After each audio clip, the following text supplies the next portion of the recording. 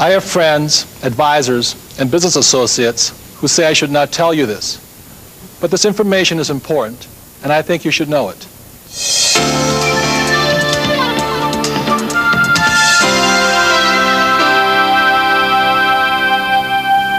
My name is Robert Kiyosaki. I am fourth-generation Japanese American, born and raised in Hawaii. My mother was a registered nurse, and my father had a PhD in education. He was also the superintendent of education for the state of Hawaii. What broke my heart was that although my mother and father had a great marriage, the only time they ever fought was about a subject called money. In 1970, at the age of 50, my dad was downsized. He never recovered from it. I swore my life would be different.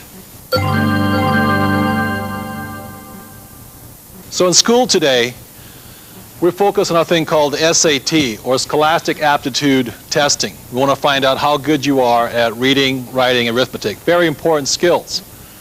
And depending on how well you do with SAT, the next thing they focus on is professional aptitude testing, whether you should be a doctor, a lawyer, fire chief, secretary, or whatever. It's your professional training.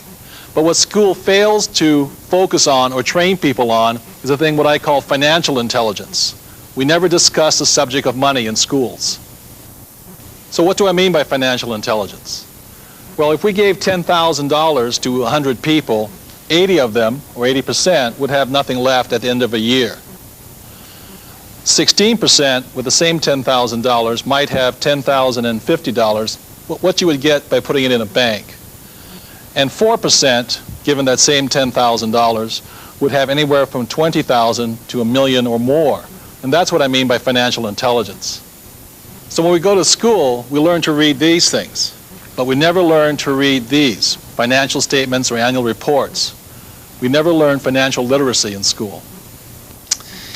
I founded a company called Prime Cable in 1979 with two other people. Today that company, if it were sold, would sell for about $1,600,000,000. I'm a graduate of the University of Texas. I got an MBA in finance. For the last 8 or 10 years I've been a turnaround specialist. So companies will call me and ask me to help them fix their problems. One of the unfortunate things about being a turnaround specialist is that sometimes there's some fat in the organization that has to get eliminated, and so in the last 3 years I have fired probably well over 200 people. Most people that I know haven't bothered or figured out a way to go learn the rules so that they will spend the time and understand how to go make money with money. And that's what cash flow is about. It's learning the rules of the game on how to make money with money. One of the great things about money and the rules of the game for money is that they can be taught and they can be learned. One of the things that is very important to me is that my children especially understand the rules of the game of money so that they will never be one of the unfortunate statistics who gets fired in a corporate downsizing by somebody just like me. When I studied accounting in school, it was possibly the single most boring subject I ever studied. So I had to create a system that was easy enough for me to understand. So these are the basic forms necessary for financial intelligence. One is called an income statement because it has an income and expense, also called a profit and loss statement. There is also a balance sheet, and the balance sheet has assets and liabilities. And these are the very basics for financial literacy or financial intelligence. I soon realized the main cause of financial struggle was due to confusion between the definitions of an asset and a liability. I looked in the dictionary at the definitions of assets or liability, and I got very confused by the dictionary's definition, so I made up my own. My definition of an asset is something that puts money in my pocket, and my definition of a liability is something that takes money out of my pocket. So what caused my mom and dad to struggle financially is my dad, because his banker and his accountant and his real estate agent told him a house is an asset. By this definition, it's actually a liability. He also counted his car as an asset. Yet by this definition, his car was not an asset, it was really a liability. And if these definitions are still too confusing, I simplified it even further. The new definitions are, if I stop working, assets will feed me, and a liability will eat me. And I hope that's simple enough. So the most important thing about being financially literate, or the ability to read numbers, is understanding a thing called cash flow. I can tell the difference between a poor person and a middle-class person by simply looking at their income statements and balance sheets and figuring out which direction the cash is flowing. So I will show you the cash flow pattern of a poor person. Generally, a poor person, all they have is a job. The income comes in from the job, goes down, they pay their rent, clothing, a little food, and goes out the expense column. And this is a cash flow pattern of a poor person. The cash flow pattern of a classic middle-class person is a little bit different. Income comes in this way, but with a middle class, they probably have a mortgage, they probably have car payments, they probably have credit card payments. It comes up again through the expense column and then out this way. So what you see here are the cash flow patterns of a poor person versus a middle-class person. So the cash flow pattern of the rich is different. The cash flow pattern of the rich flows from the asset column into the income column. So while the poor and the middle class are focusing on income, what the rich are focusing on is the asset column. And the asset column is the great secret of the rich. So for those of us who weren't born rich and what we have is a job, every time money comes in, this is the point of choice. This is where you make the decision to be rich, poor, middle class. If when this dollar comes in and you take the dollar out this way, then it's your decision. If you go and buy yourself a new t-shirt, cappuccino, a new lunch, then you're choosing to expense it right out. You're choosing to be a poor person. If instead, when you get a pay raise or more money, what you do is you go and buy a bigger house, a new car, or you take a vacation on your credit card, then what you are choosing to do then is to be a middle class person. And if you choose, instead, when the money comes in and you choose to put it in the asset column, then you make that decision to be rich, poor, middle class. By putting in the asset column, at this point, you're choosing to be a rich person. But the choice is up to you, nobody else. Earlier in this tape, you met Keith Cunningham. And Keith told me a story about when he was in graduate school for his MBA. A gentleman named Ray Kroc, who was the founder of McDonald's, came to speak to the class, the MBA class, and asked the class, he said, "Ladies and gentlemen, what business am I in?" And the whole class just cracked up. You know, they said, "Well, Ray, of course we know what business you're in. Your business is hamburgers." And Ray said, "No, my business is not hamburgers. My business is real estate." So what Ray was saying was that his profession was in sales. He basically sold hamburgers, but his business was down here. His business was real estate. So when I ask most people, what business are you in? Let's say I ask a banker. They say, "Oh, I'm in the business of banking." So no, your profession is banking. Or I ask a doctor, "What business are you in?" They say, "I'm a doctor." And what the mistake they made is their profession is being a doctor. So your profession is you working for money. And what your business is your money working for you. And the main reason so many people struggle financially is they're not minding their own business. They're minding somebody else's business. So looking at this chart one more time is over here in your profession or your job or being an employee, you're working for somebody else. You're working for the shareholders. Over here, the first person you're working for is the tax department. Here you work for the government. And over here, if you own a house, you're working for the bank because you got a mortgage. So if you want to be rich, happy, and successful, you've got to mind your own business and not work for everybody else. Corporate America is very exciting for someone in my position. I'm single and a woman and doing very well, and I'm very happy with my job, but it takes very long hours and hard work to be successful in corporate America. Cash flow helped me realize that I was spending a lot of time making other people rich, and that I was stuck in a rat race.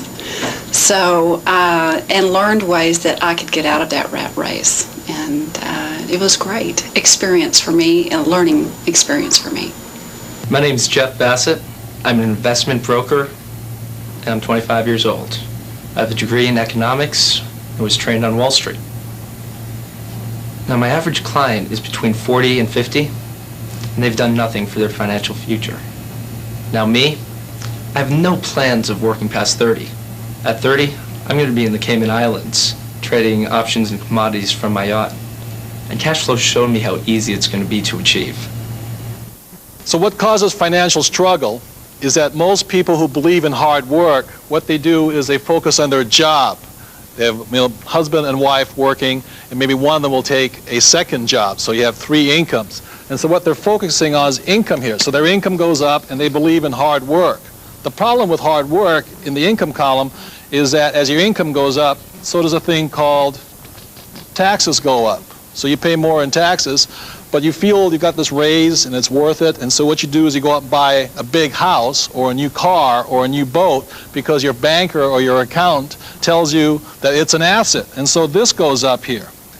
And so you're working harder, your expenses are up, your liabilities up, and bam, suddenly you're downsized. And what happens then is you lose your income. But does this go away? The answer is no. Does this go away? The answer is no. And that's what causes financial insecurity or financial struggle. The answer is, if you had focused like the rich do on not working for money but having money work for you, even if you lost your job, your assets will continue to feed you. So having a whole stack of liabilities and no assets, that's what causes financial struggle or financial insecurity. In the past, what we would do is look at jobs as our security, and that no longer is possible.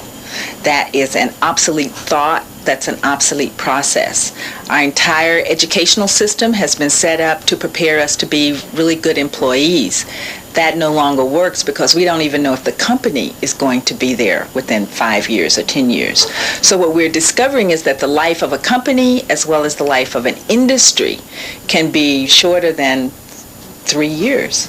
So that means that we have to be open to looking at different ways in which we can do what we came to the planet to do. So we need to look at our education and we need to look at our knowledge base in a very different way. So what most hardworking people do is they focus on their income, working hard at their job, income comes in, and the first line of expense for most people is a thing called taxes. But what the rich do is by having their income come from the asset column, the income comes up this way. And the way the rich avoid taxes is just like a fuel filter on a gas line. What the rich do is they attach a corporation or several corporations. And what a corporation then does is bleed off as many expenses as possible before their income is taxed. And that's how the rich avoid taxes, where a person who is an employee or a W-2er is taxed first. So what the rich do through a corporation is that they take off some of their expenses. What they do is they earn, they spend as much as they can, and they're taxed on what's left. And what the poor and middle class do is they work hard, they earn all their money, but the government taxes them, then they try and spend or live on what's left. And that's one of the big differences between the poor, the rich, and the middle class. Wayne and I own one of the largest real estate schools in the state, and one thing we find about people and students who are entering the real estate business is that we give them the basics of real estate, but they don't know the basics of investing. Yeah, that's why we're so excited about having the game Cash Flow, because now we can teach the students more about the fundamentals of accounting, investments, and finance, so they'll have the tools that they need to go out and actually do that in the real world.